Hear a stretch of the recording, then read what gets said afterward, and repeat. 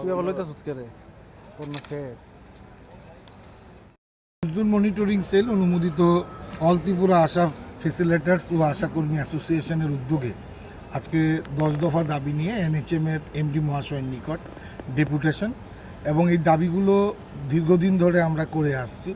এই দাবিগুলো নিয়ে আমরা দীর্ঘদিন করে আসছি এই কারণ প্রকৃত সমাজের প্রতি যারা দায়িত্ব নিয়ে কাজ করে এবং সমাজের শেষ অন্তিম জায়গা যে স্বাস্থ্য পরিষেবা নিয়ে যায় সেই আশা ফেসিলেটার্স ওনাদের হয়ে আমরা দীর্ঘ বছর প্রায় 7 বছর ধরে আমরা এই এনএচএম এমডি মহাশয়ের নিকট আমরা বিভিন্ন দাবি দাবা নিয়ে আসছি।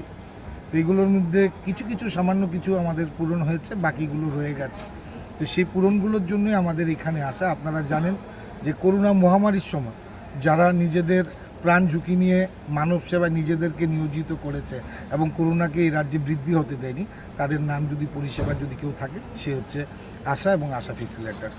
সেই সকল আশা ফেসিলেটার্সদের আজকে এই দাবিগুলো নিয়ে আমরা যাচ্ছি।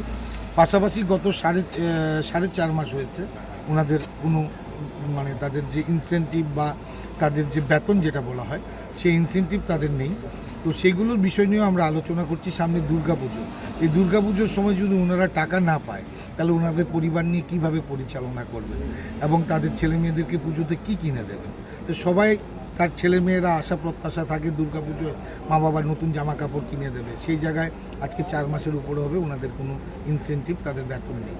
তো আমরা এই বিষয় নিয়ে আমরা একটা নির্দিষ্ট টাইম ওনাদেরকে দিয়ে যাচ্ছি। আগামী 17 সেপ্টেম্বরের মধ্যে আমাদের আশাদের এবং ফেসিলেটার্সদের তাদের পুরো টাকা তাদের পূরণ করতে দিতে হবে এবং পাশাপাশি ওনাদের যে পুজোর সময় ওনাদেরকে অ্যাডভান্স দেওয়া হয়, আমরা এবার অ্যাডভান্স দিতে রাজি না। সমাজের সবথেকে স্বাস্থ্য দপ্তরের সবথেকে বড় ভূমিকা নিয়ে থাকে, পরিষেবা দিয়ে থাকে, সমাজের প্রতি দায়বদ্ধতা নিয়ে কাজ করে আশা ফেসিলেটার্স, তাদেরকে এবার 2000 টাকা ওনাদেরকে বোনাস দিতে হবে, সেই দাবি আমরা রাখবো।